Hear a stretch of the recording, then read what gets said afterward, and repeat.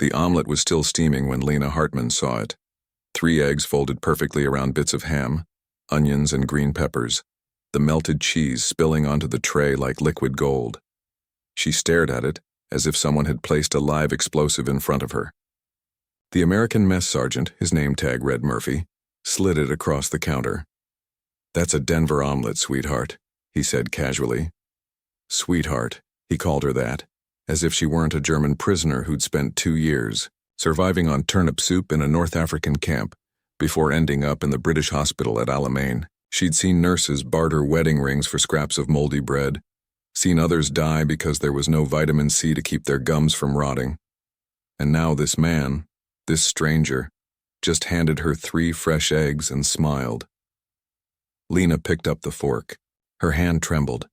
The utensil felt alien, too light, too smooth.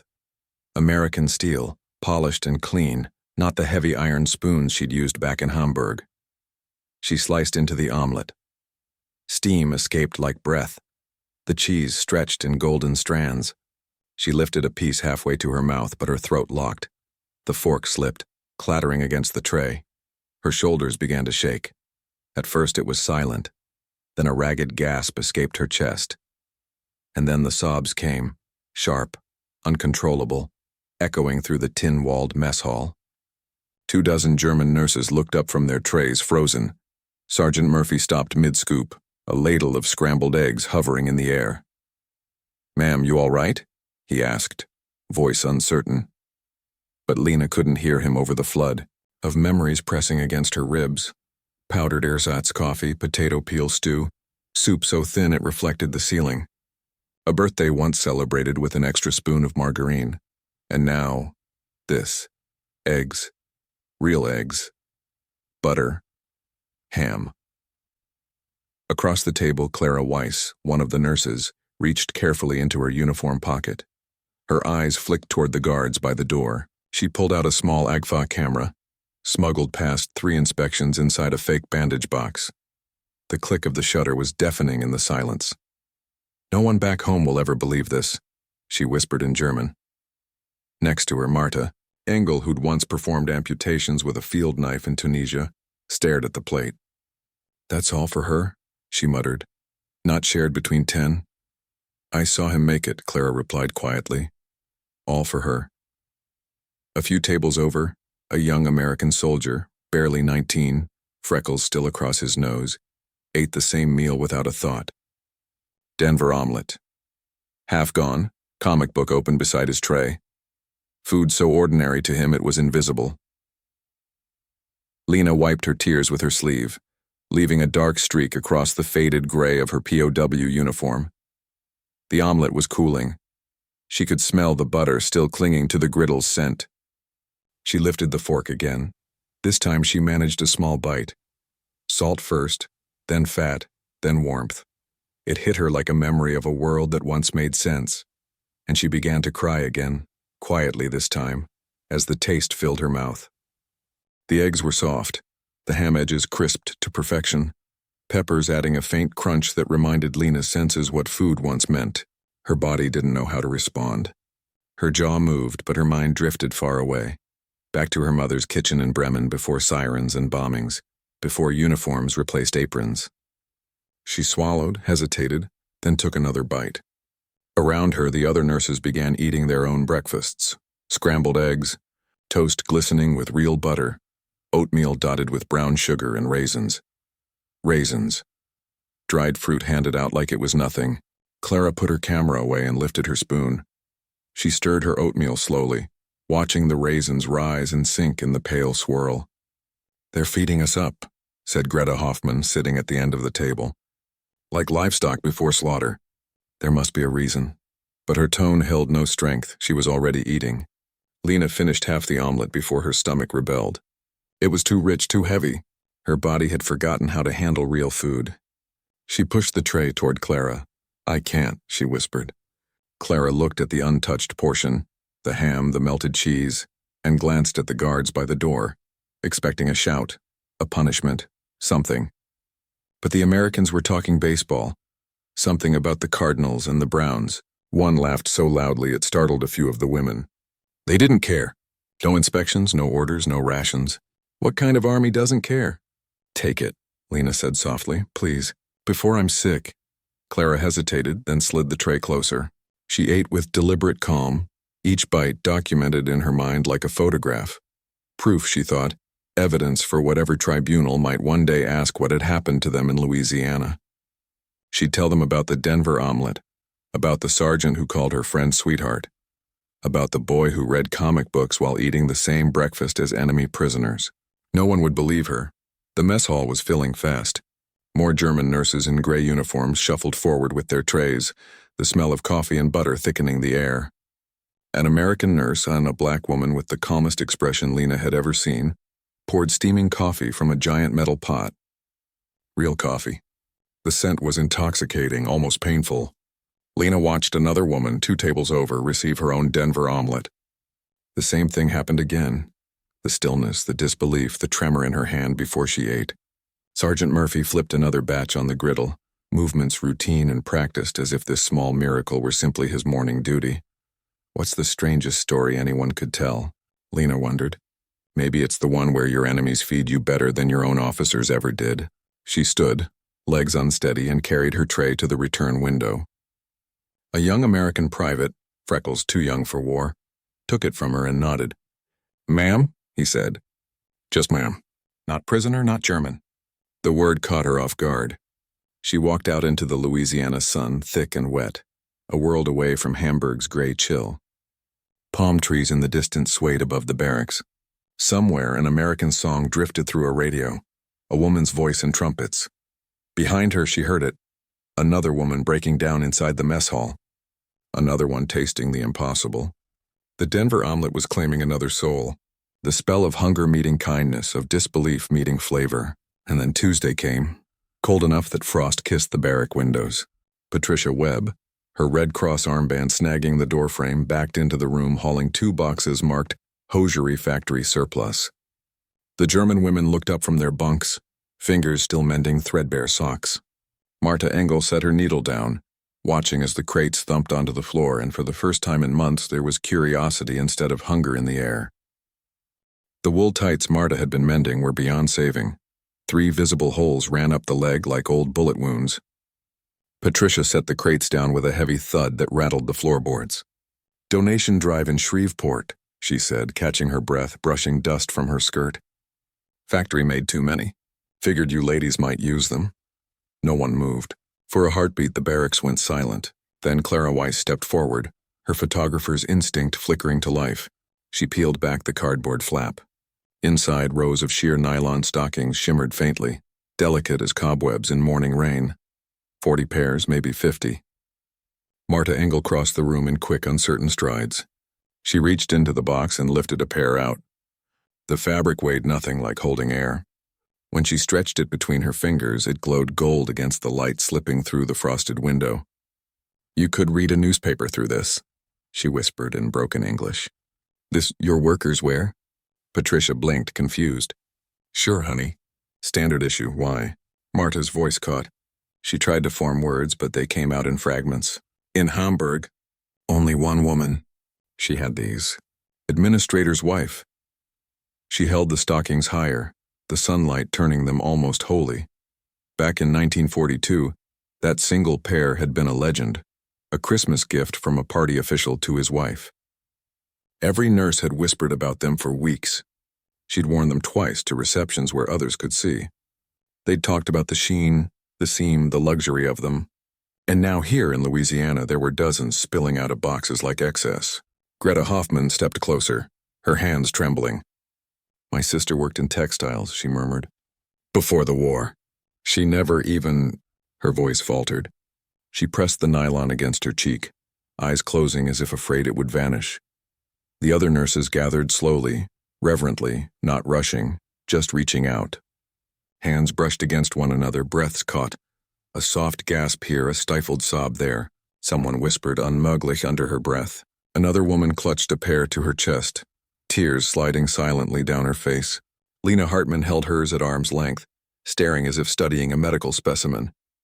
How much? She asked, her German accent thick. What do we pay? Patricia frowned, uncomprehending. Pay? Oh no, sweetheart. They're donations. They're free. The word free hung in the air, strange and dangerous. Free, as in without ration cards, without trade, without consequence. Lena looked around the barracks. Every woman's face reflected the same confusion. Marta sat down heavily on her bunk, still gripping the stockings. The metal frame groaned under her weight. She thought of ration stamps, of long lines and watery margarine, of her mother trading her wedding band for butter in '43. And the posters, those endless propaganda leaflets showing Americans as wasteful, decadent, soft. She looked down at the perfect seam, the weightless thread. This wasn't waste. This was abundance so casual it felt unreal. Footsteps approached outside. The rhythm, clipped, authoritative, made every spine straighten. Lieutenant Colonel Hale filled the doorway, his khaki uniform immaculate despite the Louisiana humidity that wilted everything else. His gaze swept the room, women frozen mid-breath, holding silk and nylon like contraband. He nodded once at Patricia. "Red Cross delivery?" "Yes, sir," she replied quickly. "Stockings for the nurses." Hale's expression didn't change. "Good. They need them." He turned as if to leave, then hesitated when Marta spoke, her voice shaking.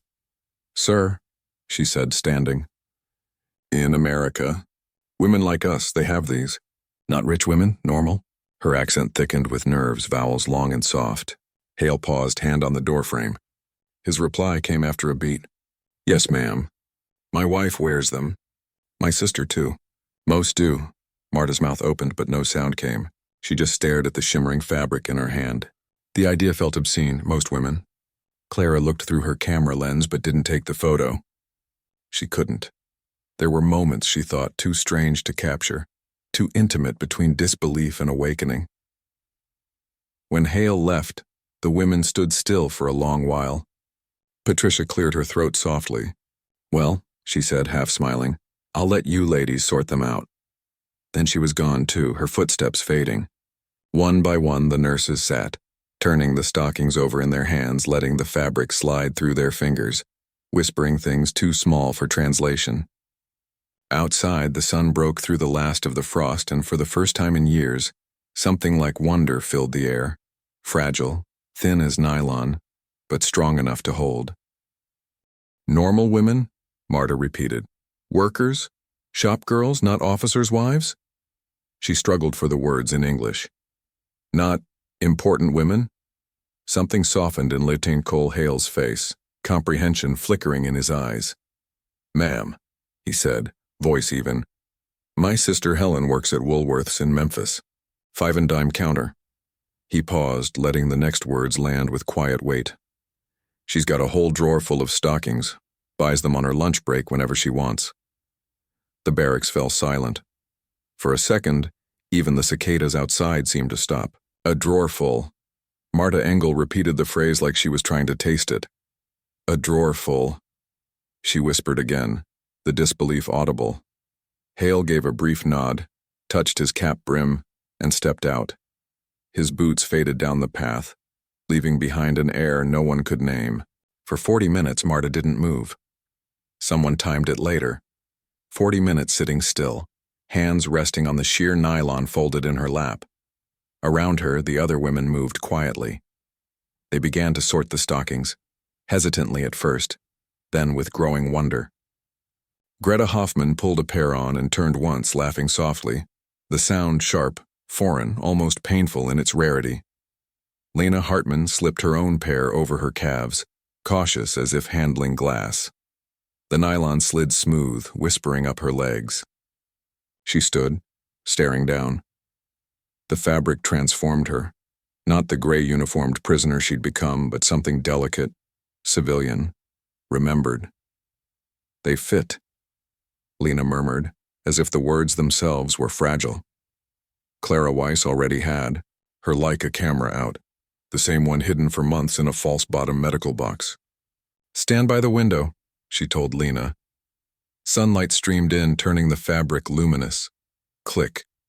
The shutter froze that impossible contrast. Prison light through nylon. Luxury meeting captivity. The quiet miracle of enemy generosity. That night, when lights went out, Marta wrote by moonlight in her diary. the stub of a pencil scratching faintly against thin paper. They give their waste to enemies, she wrote, surplus from factories that make too much. Helen at Woolworth's has a drawer full. Just Helen. Just a shop girl. She stopped. The pencil hovered. What does that make us? What were we told? What did we believe? Across the room, someone sobbed into her pillow, softly, rhythmically, as if trying not to wake anyone. Marta couldn't tell if it was grief or gratitude. Maybe both. Maybe awe. She looked at the folded stockings resting on the shelf above her bunk, where she could see them even in the dark. She'd worn the same wool pair for 2 years, patched and repatched, holes climbing up like scars. And now, this fabric, this impossible softness. She turned the numbers over in her head. A German nurse had worked 6 months for one pair. An American shopgirl bought them at lunch. The math didn't work. The world didn't balance. But the stockings existed anyway, undeniable, delicate, real as the springs pressing through her mattress. Outside, somewhere near the perimeter fence, a radio played. Benny Goodman, bright and brassy, laughter bleeding into the melody. American laughter. Someone told a joke in English, and the women didn't understand the words, only the ease in them. The sound mingled with the drone of Louisiana crickets, filling the barracks with something that wasn't quite peace, wasn't quite pain. Marta reached for the nylons again, brushing her fingertips along the fabric before setting them back. It felt like touching a question, one she didn't have the language for yet. Morning brought something new. The rumble of an engine, the crunch of gravel. Lena Vogel, the youngest of them, leaned out the barracks window, squinting into the November sunlight. A truck rolled through Camp Rustin's gate, white paint gleaming so bright it looked alien. A red cross blazed on its side, beside words too small for her to read from this distance. "What is it?" Greta asked, pushing beside her. "Medical," someone whispered. "American medical." They all crowded closer to the window, breath fogging the glass, their reflections overlapping. German nurses in U.S. captivity watching the future arrive on 4 wheels. Whatever it was, it looked cleaner, newer, and somehow freer than anything they'd seen in years. Lena didn't know what it carried, but she could already feel the same quiet unease that had come with the stockings, with the omelet, with every small kindness that forced them to confront the lies they'd believed. And as the white truck parked beside the infirmary, she realized the war might have ended for them, but the reckoning was only beginning. Erica Vogel's right eye throbbed again. She had been squinting for nearly 2 years, ever since the explosion in Tunisia sent her glasses flying under a truck's wheel. Since then, every bandage, every suture, every wound was handled by instinct, shapes and colors blurred into one. When the MP arrived calling her name wrong, "Vogel, doctor wants to see you," her stomach turned cold. She didn't remember requesting a doctor, only mentioning her sight problem weeks earlier to an American nurse who'd asked too kindly for her to lie. The white truck gleamed under the Louisiana sun, red cross bright against fresh paint. Inside, the air smelled of chemicals and leather. Instruments gleamed like silver insects. Behind one machine stood a man in a U.S. Army Medical Corps uniform. Asian, calm, confident. "Miss Vogel, I'm Dr. Tan. Please have a seat." Erica hesitated. A Chinese officer? She had been taught such men were inferior. Yet this man wore the insignia of command and spoke English smoother than any she had heard. Confusion pulsed through her. Still she sat because standing felt like defiance. Dr. Tan adjusted a strange-looking device. "When did you last have an exam?" "Berlin." 1942, she replied softly. "And your glasses broke when?" "Tunisia." "Long ago," he nodded, turning dials. "Read the top line." She tried. Nothing. Only fog. "Better or worse?" Click. 1 or 2? Click. Slowly, letters sharpened. A darkie formed clearly. "Better," she whispered, voice trembling. 40 minutes later, Dr. Tan leaned back, satisfied. "Severe astigmatism, worse in your right eye. You've been working half-blind." "I know," Erica murmured. "I can have new lenses made within 90 minutes. We have a lab in the truck." She blinked. "What, cost?" He frowned. "Cost? What do I pay?" "What trade?" Realization softened his features. Miss Vogel, you're a patient under care. There's no cost. She shook her head stubbornly. There is always cost. He smiled gently. Not here. Not today. The lens grinder began to hum, a low mechanical purr that sounded like civilization itself. Precision, patience, progress. When he finally placed the glasses on her face, Erica froze. The world snapped alive. She saw the wrinkles around his eyes, the fine scratches on his watch, the texture of the wooden cabinets. Every corner of the truck gleamed with impossible clarity. Dr. Tan asked, "How's that feel?" She couldn't speak. Instead, she walked to the open door and stepped outside. The world struck her like sunlight on water.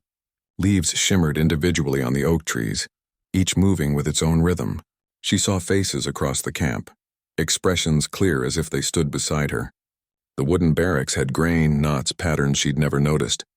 Even the sky looked layered, and not blue but infinite. Her knees buckled. She didn't decide to fall. Her body just folded under the weight of it. The sobs tore through her before she could stop them. She tried to say thank you in English, but the words broke apart, lost in tears. Peas rushed over. "Ma'am, are you hurt?" And she shook her head violently, still crying. The other nurses gathered, frightened. "Erica, what did they do? Are you injured?" Keita knelt beside her, gripping her shoulders. Through blurred tears, Erica looked up, at the sky, the trees, the world she could finally see again. Every detail shimmered with unbearable truth. After years of mud, smoke, and half-darkness, the sharpness itself felt like mercy. She pressed her hands against her face, feeling the cold glass and the warm skin beneath. Somewhere in the camp, an American radio played faint swing music, brass and rhythm, careless and free. For the first time since capture, Erica saw the world not as an enemy's land, but as proof that humanity could still make beauty and share it. Erica's hands trembled as she pulled off her new glasses, staring at them like they were holy relics. "He gave me eyes," she whispered in German, voice cracking. "He gave me back my eyes." Around her, the nurses fell silent. Waltraud pushed through the small crowd, saw Dr. Tan standing in the doorway of the optometry truck, concern shadowing his calm face. "They fixed her vision?" someone whispered. "For free?" Erica nodded through her tears. "I asked 3 times, he said. "It's what they do." Dortha's hand drifted toward the hidden Leica camera she couldn't dare to use now. Greta's voice broke the silence, sharp and bitter. "They just want us healthy for labor." But Waltraud shook her head, eyes locked on the precision of the frames, the gentleness in Dr. Tan's expression. "Labor prisoners don't get custom lenses," she murmured. Keita helped Erica to her feet, both women shaking. Erica slipped the glasses back on and looked at Keita's face and really saw her. The freckles, the fine lines, the faint scar near her jaw. "I can see you," she whispered. "I can see everything." That night, 7 German POW nurses cried themselves to sleep. Not from sorrow, but from confusion. From the unbearable clarity of realizing that everything they had been told about their captors might be wrong. When the morning sun rose over Camp Ruston, Erica lay awake, her glasses still on, staring at the sharpened darkness. She could make out every bunk, every face in sleep, the edges of the window frames. She was afraid, not of blindness now, but of seeing too much. Later that day, Keita sat in the mess hall, holding a sweating Coca-Cola bottle. The sunlight hit it just right, beads of condensation sparkling like jewels. Across from her, Lieutenant Rosa Jackson grinned. "Go on, try it," she said, twisting open another cap with a casual flick. No ceremony, no rationing cards, and just abundance. Keita took a tentative sip. The cold fizz shocked her tongue, burning and sweet all at once. She gasped, eyes wide, almost dropping the bottle. Rosa laughed. Warm, not mocking. "First time, huh?" Keita nodded, coughing. "Yeah," Rosa smiled. "Coca-Cola does that. My sister Evelyn drank 6 at the county fair once, hiccuped through church the next day." Soon Keita was laughing too, half from sugar and half from disbelief. She had forgotten what sweetness tasted like. The soda's bubbles erased 2 years of turnip soup and metallic hunger. The mess hall buzzed that evening. Paper snowflakes hung from the rafters, and a record player crackled in the corner with Bing Crosby's White Christmas. American nurses and MPs hummed along softly. The smell of baked ham drifted through the air. Rich, unreal. Waltraud sat 2 tables away, a Coke bottle untouched before her. Kita caught her glancing at the folded letter she kept tucked inside her Bible. News from Bremen, her sister's words scrawled between air raid sirens. When Rosa noticed, her smile dimmed. "Your friend, her family?" she asked softly. Kita hesitated. "The city, gone." Rosa nodded slowly, guilt flickering behind her kindness. "This war's eating everybody alive," she said quietly. As the record faded, the lights dimmed. A projector hummed to life. "Pin-up girl," the MP announced. Betty Grable appeared on the wall, a goddess in technicolor. The American women squealed with delight, and even the Germans stared, speechless. The movie was absurd. Dancers in glitter, soldiers singing, love and laughter as if the world wasn't burning. Kita leaned forward, entranced. Rosa whispered beside her, "Her legs are insured for $1 million. Kita laughed, a sound too strange, too light. Around her, captured women, black officers, and white nurses all watched together, their shadows overlapping on the wall. For one impossible hour, they were simply human, sharing soda bubbles, music, and a flickering dream of normal life. The American women loved it. They sang along to songs they clearly knew by heart, swooned when the leading man appeared, gasped at the shimmering costumes. Beside Kita, Dorothea leaned close. "They love her like we loved Marlene." Kata's chest tightened. Marlene Dietrich, before propaganda called her a traitor for staying in America, before loving her became rebellion. "Before they told us she chose the enemy," Dorothea whispered, her voice nearly drowned by Betty Grable's singing. On screen, Grable twirled in a pink dress that probably cost more than Kita's annual salary. In the crowd, a Red Cross volunteer mouthed every lyric. Something cracked inside Kita. She'd been told Americans were decadent, wasteful, morally rotten. Yet these women weren't swooning for propaganda. They were swooning for the same silly joy Germans had adored before the war hardened everything. Movie stars, music, romance that saved no one but mattered anyway. The lights rose slowly when the film ended. Rosa touched Kata's shoulder. "You want to take a walk? Before curfew?" Kata nodded. Outside, Louisiana's winter air felt soft compared to German Decembers. Gravel crunched underfoot. A bored MP nodded as they passed the wire. "I've been thinking," Rosa said after a while, "about getting you some real English practice. Not just medical words. Magazines, conversations, life, look. Help you keep up once." She didn't finish. "Once you go home, once this strange peace dissolves." "I would like that," Kata said quietly. Through the barracks windows, she saw Erica reading under lamplight, her new glasses gleaming. Waltraud on her bunk, the letter from Bremen still, tucked inside her Bible. Dorothea perhaps hiding her camera, preserving impossible proof. Omelet's nylons laughter. Kata stopped. "Rosa," she said softly, the name still strange on her tongue. "Why do you do this? Talk to me. Bring the journals?" Rosa hesitated, then smiled faintly. "Because you're a nurse. We learned from the same books, even if they told us we were enemies. And because my mama raised me to see people as people, even when it's complicated." Inside, someone started the record again. Bing Crosby dreaming of snow. Kita's stomach was still full of Coca-Cola and something dangerously close to hope. Tomorrow she'd be a POW again. The wire would still be there.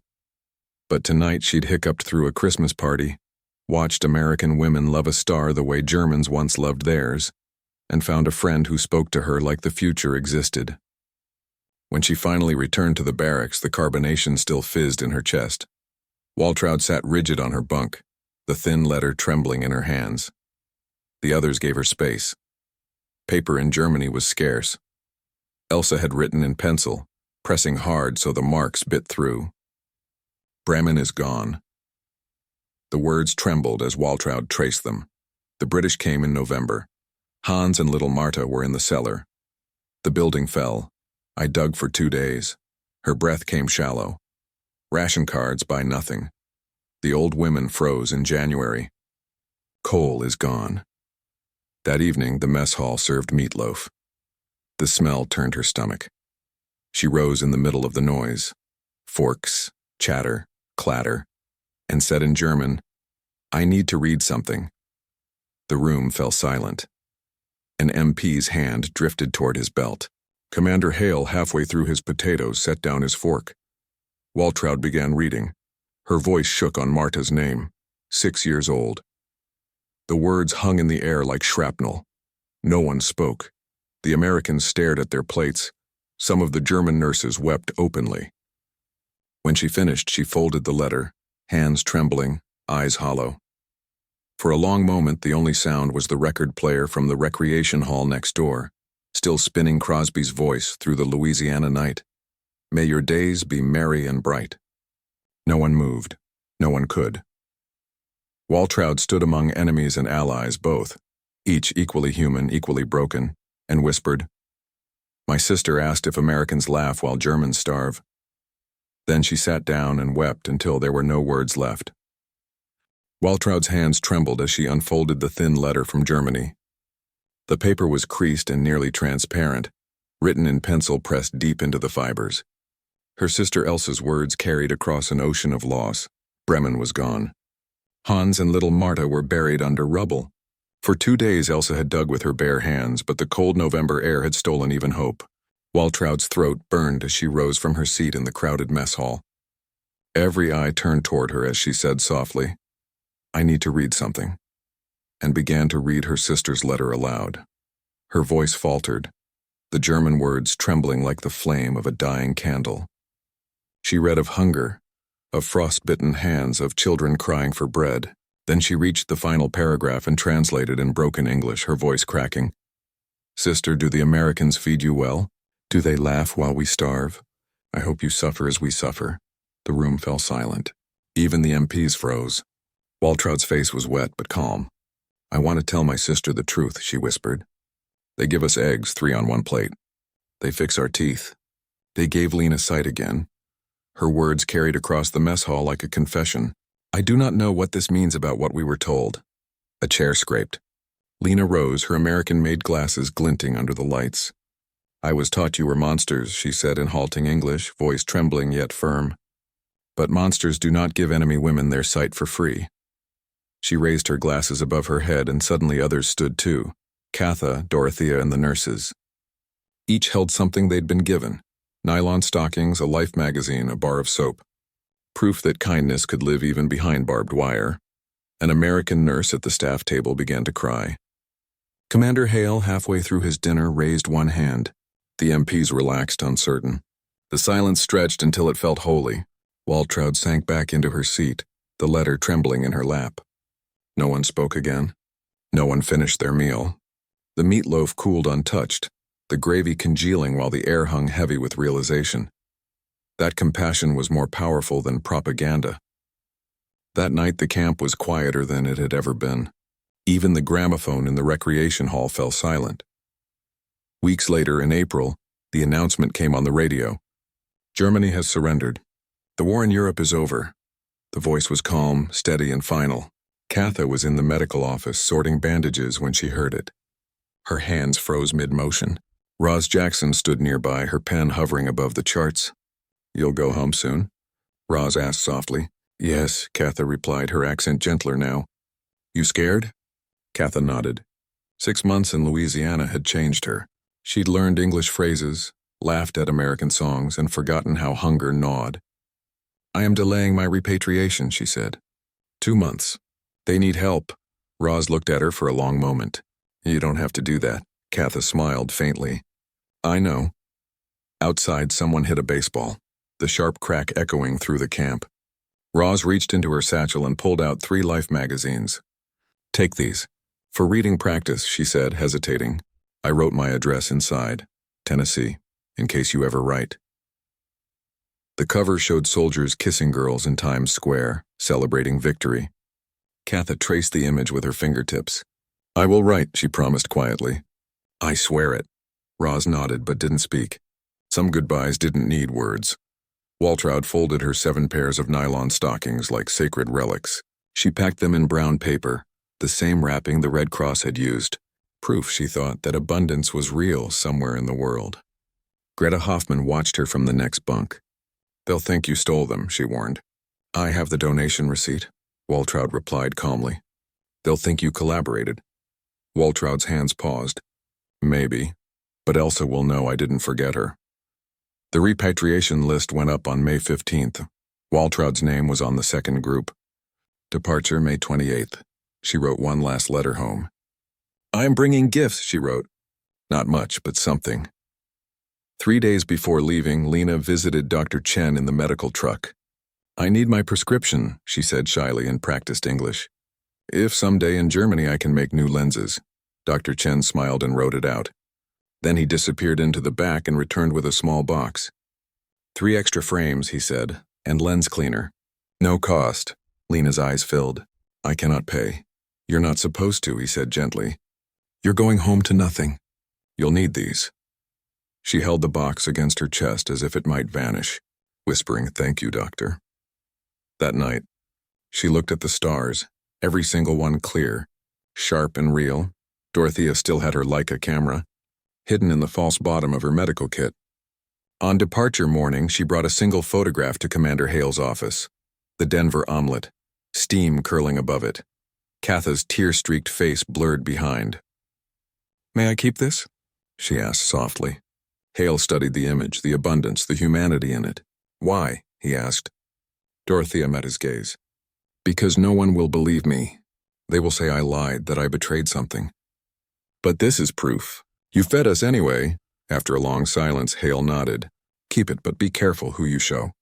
I will, she said. I will show it only to those who need to know that even enemies can be kind. At dawn, the ships waited in the port of New Orleans.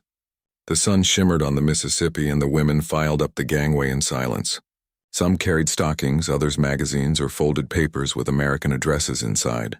Katha turned once before boarding, watching the camp fade into the horizon. She wasn't sure if she was leaving a prison, or the only place left in the world where kindness had survived the war. Katha stood in line with her small bag of possessions. 3 Life magazines, a bar of ivory soap, and a thin notebook where she'd practiced English words under dim lamplight. Roz's address was tucked inside the front cover, the pencil fading from being read so many times. Ahead of her, Waltraud clutched her parcel of nylon stockings like sacred relics. Behind her stood Lena, her American-made glasses catching the sunlight. The women were quiet, their faces pale from the Louisiana heat and the strange weight of going home to a place that no longer existed in the form they remembered. The young American nurse from the mess hall stood a few steps in front of them, the one who had cried when Waltraud read her sister's letter. She turned around hesitantly, her eyes red but kind. I hope you find your family, she said softly, almost apologetically, as though the words themselves might offend. Katha managed to smile. Thank you, she said. Then, remembering Roz's lessons, she added carefully, I hope this also for you. The girl blinked, surprised, and nodded. The line shuffled forward, the boards creaking underfoot, the smell of salt and oil mixing with the river breeze. The ship's horn sounded, a deep, sorrowful note that vibrated through Katha's chest. She turned once more, letting her eyes trace the horizon where the camp lay hidden beyond the fields. Somewhere behind those fences, Roz was probably in the infirmary, finishing reports or cleaning instruments, her laughter echoing faintly. Katha wondered if she'd ever see her again. In her mind, she heard Roz's voice. Write when you can. The thought ached like homesickness for a home she hadn't known existed until now. As the line moved toward the gangplank, Katha's thoughts drifted to the letter from Elsa, the one Waltraud had read aloud. Do the Americans laugh while we starve? The words still haunted her. She had no answer. Not one that fit the world she'd seen here. In Louisiana, the Americans had fed them. Eggs, bread, Coca-Cola, even hope. They treated them not as enemies, but as women. That was the part she couldn't reconcile. The lessons from the Reich, the propaganda about monsters, none of it matched the reality of kindness found behind barbed wire. Dorothea carried her medical bag carefully, the Leica camera hidden in its false bottom. Somewhere inside that bag was the photograph of the Denver Omelet, the impossible meal that had started everything. It showed steam rising from the plate, American soldiers laughing, and Katha's tear-streaked face blurred in the background. Proof of a truth too dangerous for either side's propaganda. Dorothea had said she would keep it safe. that one day she would show it to those who needed to believe the world could be better than its stories. Katha hoped she would. She hoped someone would listen. As the ship began to board, the women moved like ghosts through the humid air, stepping from captivity into uncertainty. The gangplank groaned under their feet. Katha looked down at the water, green and endless, catching glints of sunlight like shards of glass. She thought of the Coca-Cola bottle in her hands that night in December, the fizz on her tongue, the laughter she'd shared with Roz. It felt like another lifetime. She pressed her palm against the pocket where Roz's address rested, feeling the faint outline through the fabric, a promise folded into paper. When the ship's engines rumbled to life, the vibration rippled through the deck. The Americans stood on the dock, waving politely, faces a mix of relief and melancholy. Katha watched them grow smaller, the uniforms blurring into color and distance. Someone had turned on a radio near the pier, and swing music floated faintly over the water, light, joyful, absurdly alive. For a moment, it didn't sound like enemy music. It sounded like the world healing itself note by note, as though even the rhythm refused to belong to only one side. Germany waited ahead, broken, starving, buried beneath its own ashes. But Katha carried something unseen, something that couldn't be confiscated or censored. In her pocket was Roz's address. In her bag, the English notebook and the smell of ivory soap. In her memory, the faces of Americans who'd treated her as more than a prisoner.